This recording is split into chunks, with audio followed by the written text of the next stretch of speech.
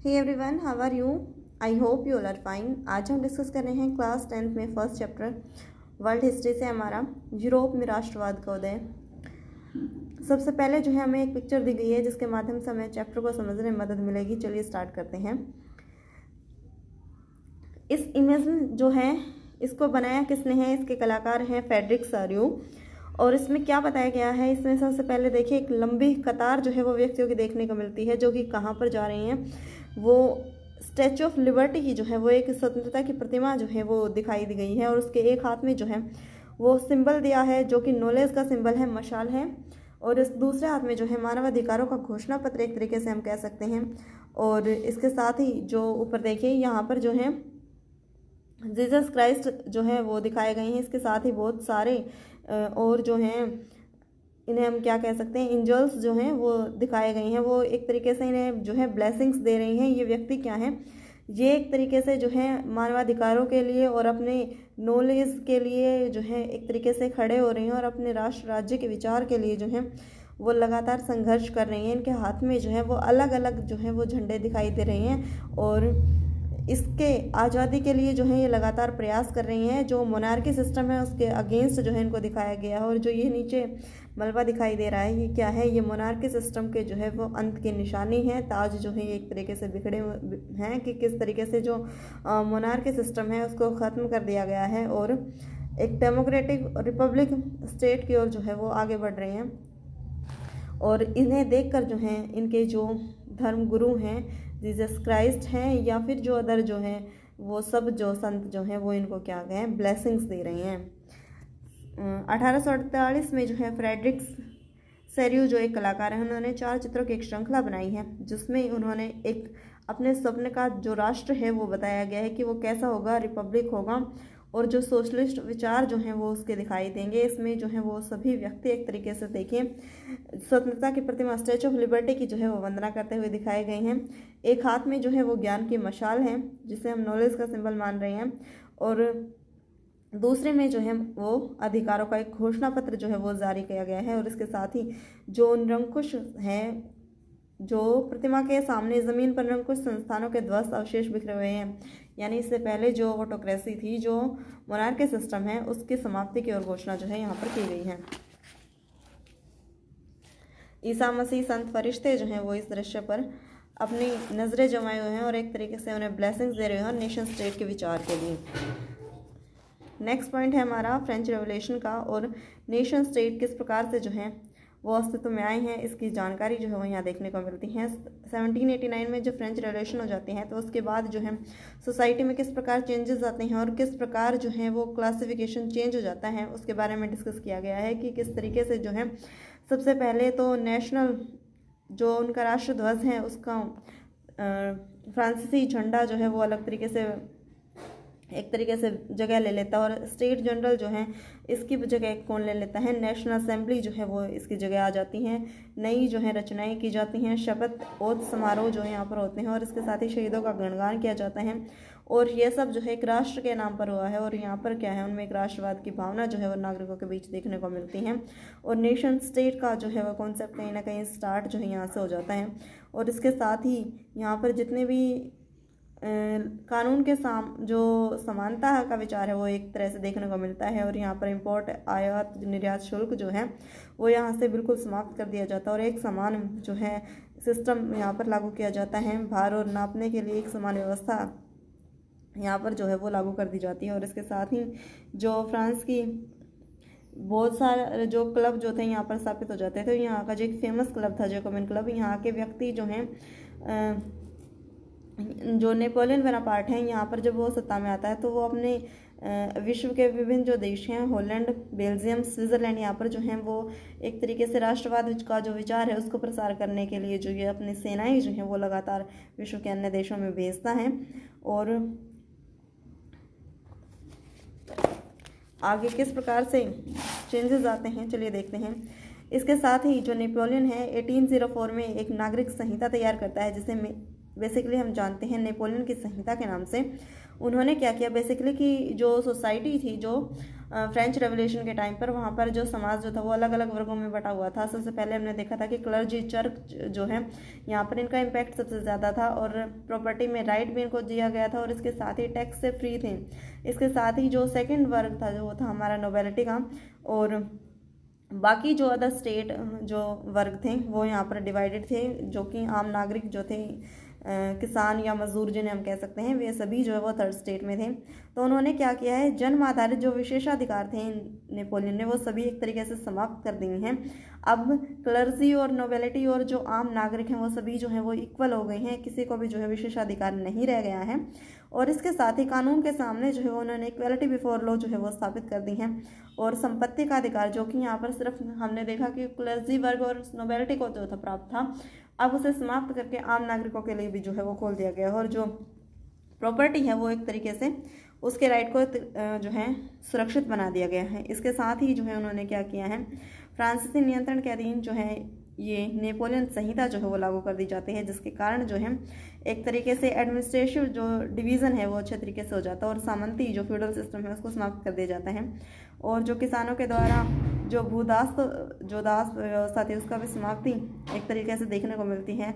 जो जागीरदारी सिस्टम है वो भी यहाँ से समाप्त हो जाता है, और एक तरीके से नए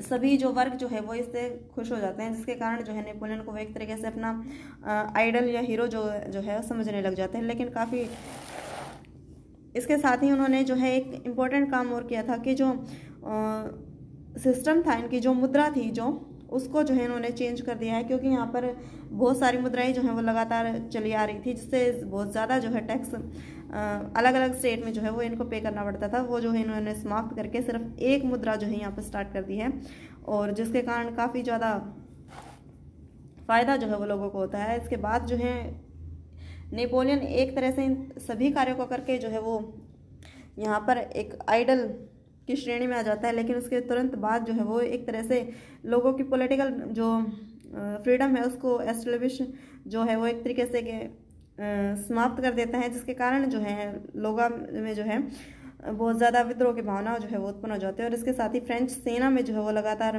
भर्ती जो है वो ज़बरदस्ती कर रहा था, जिसके कारण वो जो है काफ़ी ज़्यादा उसे नुकसान उठाना पड़ता है।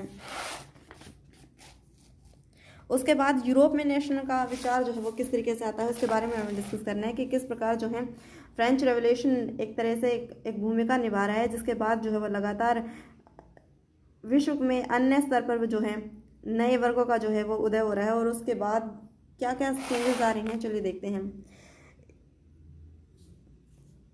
इंग्लैंड में जो है वो औद्योगिकरण हो जाता है। औद्योगिकरण के कारण जो है वो लगातार ग्रामीण जनसंख्या जो है वो शहरों की ओर पलायन करती है, जिसके कारण बहुत सारे चेंजेस जो है सोसाइटी में देखने को मिलते हैं।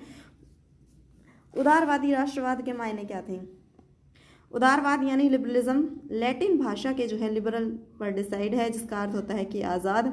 नए मध्यम वर्ग के लिए उदारवाद का मतलब था व्यक्ति के लिए जो है फ्रीडम एक तरह से, और कानून के सामने सभी की बराबरी। राजनीतिक रूप से उदारवाद एक ऐसी सरकार पर जोर देता था जो कि सहमति से बनी हो। फ्रांसीसी क्रांति के बाद जो है उदारवाद निरंकुश शासक और पादरी वर्ग के विशेषाधिकारों की जो है समाप्ति, संविधानवाद और संसदीय प्रतिनिधि स्वरूप सरकार का जो है पक्षधर था। 19वीं शताब्दी के उदारवादी निजी संपत्ति के स्वामित्व की अनिवार्यता पर भी बल देते थे, लेकिन यह जरूरी नहीं था। कानूनी समक्ष जो समानता का विचार जो है वो सभी के लिए मताधिकार के पक्ष में था। यहाँ पर एक तरह से उदारवादी जो हैं वो संविधान की मांग कर रहे हैं, और इसके साथ ही एक ऐसे वर्ग की जो है यहाँ पर शुरुआत हो जाती है जो सभी के लिए जो है वो बराबरी के हक की मांग करता है।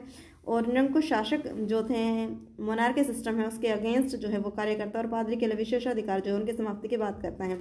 और एक रिप्रेजेंटेटिव गवर्नमेंट जो है वो इनकी फॉर्म की बात करते हैं। और इसके साथ ही क्या करते हैं, ये उदारवादियों की सबसे अच्छी बात तो ये है कि भाई ये इक्वालिटी में जो है बिलीव करते हैं, लेकिन कहीं ना कहीं ये एक गलती कर देते हैं। वो गलती क्या होती है कि महिलाओं और पुरुषों को जो है वो वोटिंग राइट जो है उसमें ये जो है व्यवहार में एक्चुअल रूप में ये नहीं अपना पाते, और उनके बीच जो है भेदभाव को खड़ा कर देते हैं। एक तरीके से देखा जाए तो ये जो है महिलाओं को वोटिंग राइट देने के जो है पक्ष में नहीं थे, जिसके कारण जो है बाद में महिलाएं लगातार संघर्ष करते हुए जो है यहाँ पर दिखाई पड़ती हैं।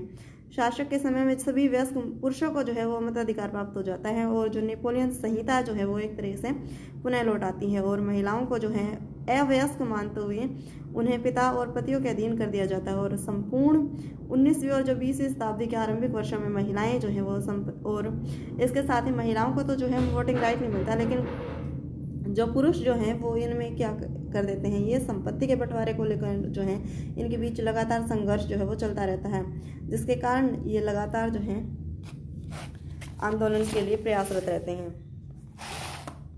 1815 के टाइम जो है एक नया रूढ़िवादी वर्ग जो है वो उभर कर सामने आता है। 1815 तक नेपोलियन जो है 1804 से 1815 तक जो है नेपोलियन शासन करता है, लेकिन 1815 में जब नेपोलियन की हार हो जाती है वाटरलू के युद्ध में, तो इसके बाद जो है जो गवर्नमेंट यहाँ पर स्थापित होती है वो एक तरीके से पूरी रूढ़िवादी है, जो कि रूढ़िवादी से मतलब है जो वो अपनी पुरानी परंपराओं से ही जो है जुड़े रहना चाहते हैं, यानी कि जो मोनार्की सिस्टम है उसी को जो है वो वापस लाना चाहते हैं। वो चेंजेस को जो वो इजीली एक्सेप्ट नहीं करते, यानी कि जो सिस्टम फ्रांस में चला रहा था मोनार्की सिस्टम, राजतंत्र व्यवस्था जो थी उसको जो है वो ये लागू करना चाहते हैं। और एक तरह से सामाजिक ऊंच नीच यहाँ पर हमने डिस्कस किया था कि जो सिस्टम क्लर्जी वर्ग था, नोबेलिटी था और जो आम नागरिकों के बीच जो डिवीज़न किया गया था वे दोबारा जो है इसको स्थापित कर देते हैं और रूढ़िवादी जो है वो क्रांति के जो दौर में जो है वापस नहीं जाना चाहते और जो है ये राजतंत्र को ही जो है एक बेहतर शासन व्यवस्था के रूप में जानते हैं।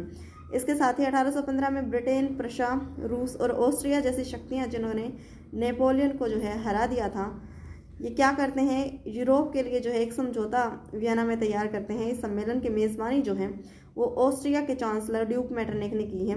इसमें प्रतिनिधियों ने जो है 1815 में वियना संधि जो है वो तैयार की जाती है। इसका उद्देश्य क्या था, नेपोलियन के द्वारा जितने भी चेंजेस वहाँ पर समाज में, सोसाइटी में किए जाते हैं उनको जो है एक तरीके से हटाकर बुर्बोव राजवंश जो है उसको दोबारा सत्ता पर काबिज करना और फ्रांस के उन इलाकों को जो है उन इलाकों को खो दिया जिन पर कब्जा नेपोलियन के अधीन किया गया था।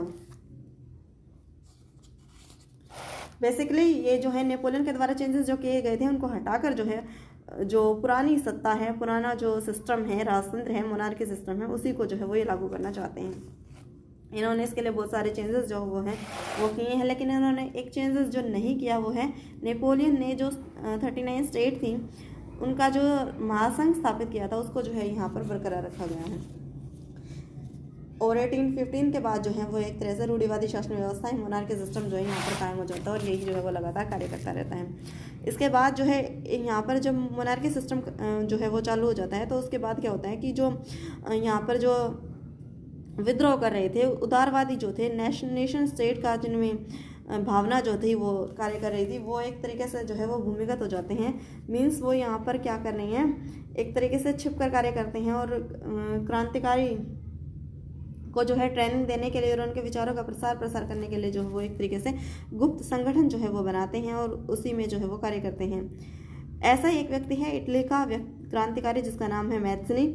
उसका जन्म जो है 1807 में हुआ है जेनेवा में और उन्होंने जो क्या है कार्बोनरी के एक गुप्त संगठन का जो है वो सदस्य बना हुआ था और 24 साल की आयु में क्या है लिगुरिया के जो है वहाँ पर उन्होंने क्रांति की थी, जिसके कारण जो है उन्हें देश निकाला दे दिया जाता है, एक तरीके से बहिष्कृत कर दिया जाता है। उसके बाद जो है उन्होंने 2 भूमिगत संगठनों की ओर स्थापना की है, जिसका नाम था मार्सेई में यंग इटली और दूसरा है बर्न में यंग यूरोप, जिसके सदस्य जो है पोलैंड, फ्रांस, इटली और जर्मनी राज्यों में जो है वो इक्वल जो है उनकी आइडियाज़ थे, विचारधारा जो थी वो उनकी वैसे ही थी।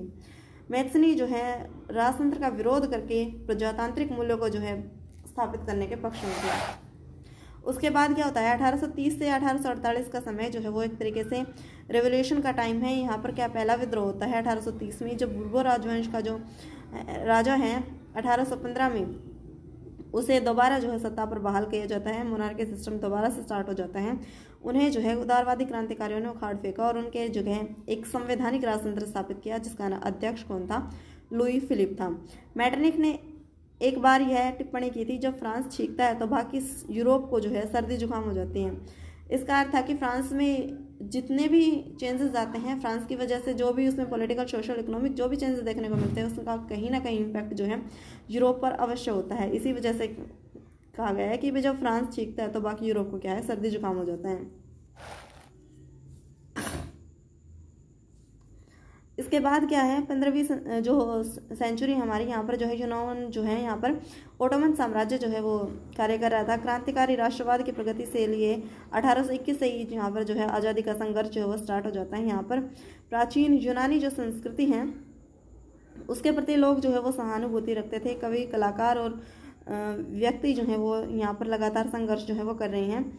इसके बाद देखिए, रोमानी कला और राष्ट्रीयता की भावना। राष्ट्रवाद का विकास केवल युद्ध और क्षेत्रीय विस्तार से नहीं हुआ कि भाई केवल हमने जो नेशनलिज्म की भावना है वो केवल युद्धों से नहीं हो सकती। इसके लिए हमने क्या किया है, एक संस्कृति जो कल्चर है वो बहुत ज़्यादा इंपॉर्टेंट रोल प्ले करता है। इसके लिए इसमें आर्ट और जो पोइट्री हैं और इसके साथ ही कहानियाँ, किस्से, संगीत जो है, म्यूज़िक जो है वो कहीं ना कहीं राष्ट्रवादी भावनाओं को आगे बढ़ाने में बहुत ज़्यादा इंपॉर्टेंट रोल प्ले करता है, जिसके कारण रोमानीवाद एक ऐसी भावना, एक ऐसा सोशल कल्चर मूवमेंट है जो एक तरह से राष्ट्रीयता की भावना जो है लोगों के अंदर पैदा करता है। जो यहाँ के कलाकार हैं और कवि हैं, इन्होंने एक तरीके से तर्क वितर्क के माध्यम से जो है विज्ञान का महिमा मंडन की आलोचना की और उनकी भावनाओं को अंतर्दृष्टि और रहस्यवादी भावनाओं पर जो है इन्होंने एक तरीके से बल दिया। उनका प्रयास था कि एक साझा सामूहिक विरासत की भावना और एक साझा जो सांस्कृतिक अतीत है उसको एक राष्ट्र का आधार बनाया जाए। जर्मन दार्शनिक है योहान ग्राटफिड जैसे रोमानी चिंतकों ने दावा किया कि सच्ची जर्मनी संस्कृति जो है उनके आम लोगों के बीच नहीं थी, यानी राष्ट्र की सच्ची आत्मा जो है लोकगीतों, जन काव्य और जन लोक स्मृति, लोक नृत्यों के माध्यम से जो है वो प्रकट होती थी। यानी कि एक नेशन स्टेट के रूप में जो है उनके बीच राष्ट्रीयता की भावना पैदा करने के लिए जितनी महत्वपूर्ण भूमिका युद्धों की हो सकती है उससे कहीं अधिक भूमिका जो है वो यहाँ के लोकगीत, जनकाव्य और जो नृत्य हैं और इसके साथ ही जो संगीत है उसकी देखने को मिलती हैं। यहाँ पर क्या है, एक तरीके से देखने को मिला जब रूस ने जो है पोलैंड पर अटैक किया और यहाँ पर क्या किया था, पोलिश भाषा को एक तरीके से ज़बरदस्ती उन पर लादा गया, तो रूस ने पोलैंड ने जो है एक तरीके से कहीं ना कहीं अपने कल्चर को बचाए रखने के लिए जो है वो लगातार संघर्ष किया और यहाँ पर जो चर्च थे उन्होंने जो है लगातार धार्मिक आयोजनों में अपनी पोलिश भाषा का लगातार प्रयोग किया। इसके बाद बड़ी संख्या में क्या किया था, यहाँ पर जो पादरी थे उनको जेल में डाल दिया गया और उनको साइबेरिया भेज दिया गया, जिसके कारण जो है ताकि वो अपनी लैंग्वेज का जो है प्रचार प्रसार नहीं कर पाएँ और रूसी भाषा जो है केवल उन पर थोपी जा सकें।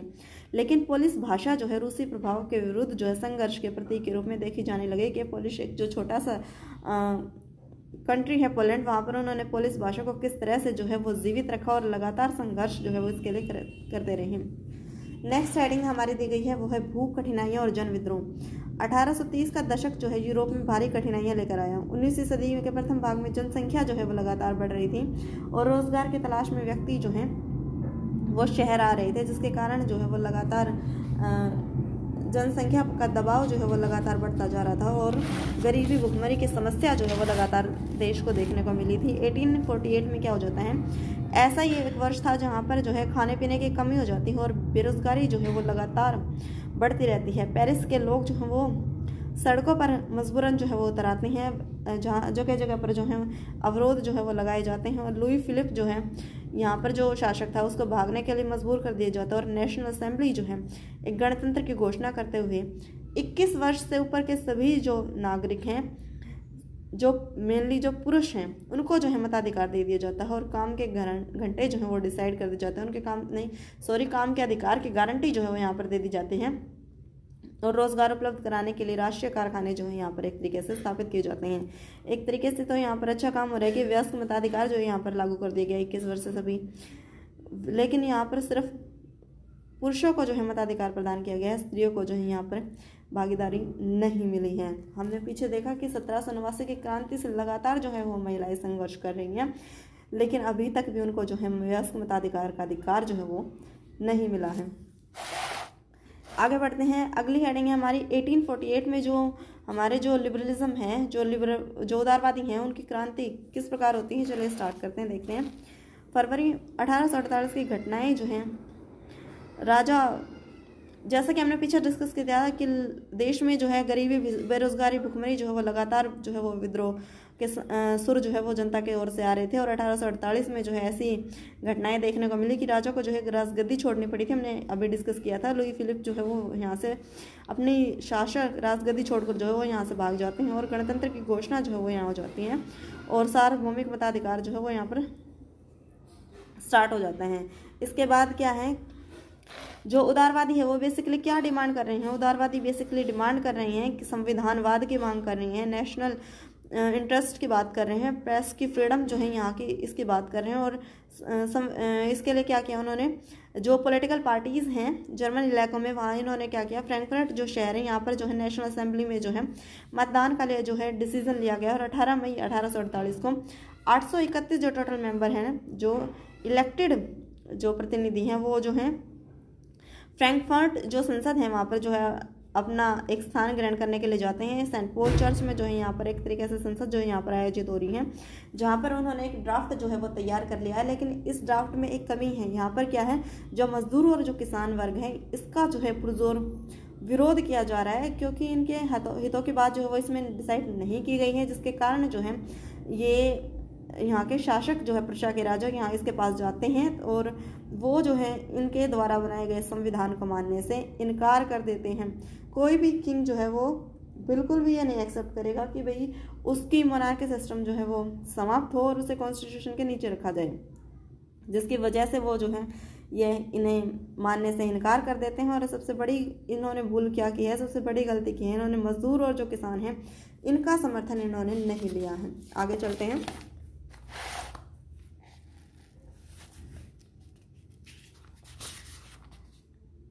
इन्होंने और इसके साथ ही उदारवादी जो हैं इनकी सबसे बड़ी भूल है, ये महिलाओं को जो है वो अपने सक्रिय नागरिक के रूप में नहीं मान रहे और इनको जो है वोटिंग राइट नहीं दे रही हैं। जैसा कि अभी हमने देखा, यहाँ महिलाओं को केवल जो दर्शक दीर्घा है वहाँ पर खड़े होने की जो है अनुमति दी गई है। इसके बाद देखिए आगे क्या, जर्मनी और इटली का एकीकरण किस प्रकार होता है। क्या जर्मनी, क्या सेना राष्ट्र के निर्माता हो सकती हैं। अभी पीछे फ्रांस की क्रांति और उसके बाद लगातार हमने चैप्टर में डिस्कस किया कि किस प्रकार जो है नेशन स्टेट का कॉन्सेप्ट जो है वो लगातार देश के रूप में सभी राष्ट्रों में जो है वो उभर कर सामने आ रहा है और लगातार सभी जो है वो अपनी स्वतंत्रता के लिए संघर्ष कर रही हैं। नेशन स्टेट बेसिकली एक ऐसी विचारधारा है जिसमें कॉमन लैंग्वेज है, कॉमन उनकी हिस्ट्री है और कॉमन कल्चर है और उसको वे सभी लोग जो है वो अपने ही कंट्री के लिए राष्ट्र प्रेम की भावना जो है वो महसूस करते हैं। 1848 में क्या है, जर्मन महासंघ के विभिन्न इलाके जो हैं वहाँ पर एक इलेक्टेड जो संसद जो है वो राष्ट्र बनाने का प्रयास किया जाता है। लेकिन राष्ट्र निर्माण की उदारवादी पहल जो है वो राजशाही और फौज की ताकत ने जो है मिलकर दबा दी जाती हैं। प्रशा के बड़े भूस्वामी जो हैं वो इन्होंने इनको समर्थन दिया है, लेकिन इसके बाद जो है राष्ट्रीय एकीकरण के लिए आंदोलन जो है वो स्टार्ट हो जाता है। यहाँ पर बिस्मार्क जो है वो इस प्रक्रिया का जनक माना जाता है, जिन्होंने प्रशा की सेना और नौकरशाही जो है वहाँ से उन्होंने मदद ली है। 7 साल के बाद लगातार जो है संघर्ष चलता रहता है। ऑस्ट्रिया, डेनमार्क, फ्रांस जो है वो 3 युद्धों में जो है प्रशा की जीत हो जाती है, जिसके कारण जो है एकीकरण, जर्मनी के एकीकरण की भूमिका जो है वो तैयार हो जाती है। और 1871 में वर्साई जो है एक समारोह में प्रशा के राजा विलियम फर्स्ट जो है उनको जर्मनी का सम्राट जो है वो एक तरीके से घोषित कर दिया जाता है। नया जो जर्मनी जो गठित होता है, यहाँ पर जो है मुद्रा, यहाँ की बैंकिंग प्रणाली और न्यायिक और जो कानूनी व्यवस्थाएं हैं उनके मॉडर्नाइजेशन पर जो है काफ़ी बल दिया जाता है और उनके द्वारा की जाने वाली बाकी कार्रवाई जो है वो जर्मनी के लिए एक रोल मॉडल बनकर तैयार उभर कर सामने आती हैं। अगली जो हमारी हेडिंग है वो इटली है। जर्मनी की तरह इटली का भी राजनीतिक विखंडन का जो है वो लंबा इतिहास है और यहाँ पर क्या है, हैब्सबर्ग साम्राज्य जो है यहाँ पर बिखरा हुआ था। इटली बेसिकली अलग अलग पार्ट में डिवाइड था और 19th सेंचुरी में जो है 7 अलग अलग राज्यों में जो है बटा हुआ था। इसमें केवल एक जो सार्डिनिया पिटमान के जो इटालवी राज घराने के शासक हैं वो कार्य कर रहे थे। इसके साथ ही हैब्सबर्ग जो वर्ग हैं वो अधीन था और दक्षिणी जो एरिया यहाँ पर कौन है, बुर्बो राजवंश जो वो शासन कर रहा था। और इसके साथ ही जो अधिकांश जो मध्य इलाका था इसका, यहाँ पर जो है वो पोप का समर्थन था। पोप द्वारा शासित जो है वो एक तरीके से माना जाता है। इसके बाद जो है इमैनुअल, जो विक्टर इमैनुअल है सेकंड, उन्होंने जो है वो लगातार इसके लिए एफर्ट किए हैं और यहाँ पर जो है उन्होंने इटली को जो है स्वतंत्र कराकर अलग अलग हिस्सों को जो है एक तरह से एक करने का लगातार प्रयास किया है। इसमें क्या है, नियमित सैनिकों के अलावा गैरिबाल्डी के नेतृत्व में जो है संख्या जो सशस्त्र स्वयंसेवकों ने जो है इस युद्ध में हिस्सा लिया और 1860 में जो है दक्षिण इटली और 2 सिसिलियों के राज्य जो है यहाँ पर एंट्री कर ली है। और इमैनुअल जो सेकंड है उन्होंने जो है एकीकृत इटली जो है उसका राजा जो है उसको घोषित कर दिया जाता है। इसी तरह से ब्रिटेन जो है वो अलग अलग पार्टों में डिवाइड था। ब्रिटेन से जो है पहले तो ये अंग्रेज, वेल्स और जो स्कॉट्स हैं, आयरिश, यहाँ पर जो है इनकी अलग अलग पहचान थी और यहाँ पर ये अलग अलग पार्ट में जो है ये पूरी तरीके से डिवाइड था। इसके बाद क्या हुआ है, आंग्ल जो संसद है, जो ब्रिटेन की जो संसद है 1688 में जो है राजतंत्र से इन्होंने लंबे संघर्ष के बाद जो है ये ताकत छीन ली थी और संसद के माध्यम से जो है एक नेशन स्टेट का आइडिया जो था वो डिसाइड हुआ और जिसके सेंटर में इंग्लैंड था। इंग्लैंड स्कॉटलैंड के बीच जो है एक्ट ऑफ यूनियन 1707 में United kingdom of great Britain का जो है वो गठन किया जाता है और इंग्लैंड जो है व्यवहार में स्कॉटलैंड पर अपना प्रभाव जो है वो लगातार जमाता है। आयरलैंड में भी जो है वो दो तरीके से कार्य करता है। यहाँ पर कैथोलिक और प्रोटेस्टेंट जो थे ये दो धर्म जो है वो गहराई से बटे हुए थे। अंग्रेजों ने जो है यहाँ पर प्रोटेस्टेंट्स जो धर्म था इनको जो है वो सपोर्ट दिया है और एक तरीके से इनको भी जो है पूरी तरह से इन्होंने अपने इंग्लैंड के अंदर मिला लिया है। इस तरह से जो है ब्रिटेन और इसके साथ ही हमने पीछे पढ़ा जर्मनी और इटली का जो है एकीकरण हो जाता है और इसके साथ ही जो है राष्ट्र की दृश्य कल्पना जो है वो किस तरीके से एक महिलाओं के रूप में की जाती है वो देखने को मिलती है। क्योंकि जैसे अपने इंडिया में भी जो है भारत को माता की तरह देखा जाता है उसी तरह विश्व के अनेक देशों में भी जो है उन्हें महिलाओं की तरह जो है इस तस्वीर को देखने को पता चलेगा। जैसे हमारे वहाँ इंडिया में भारत माता के रूप में हमने संजोया, उसी तरह उन्होंने भी जो है एक महिला के रूप में जो है वो इनकी कल्पना की है नेशन स्टेट की।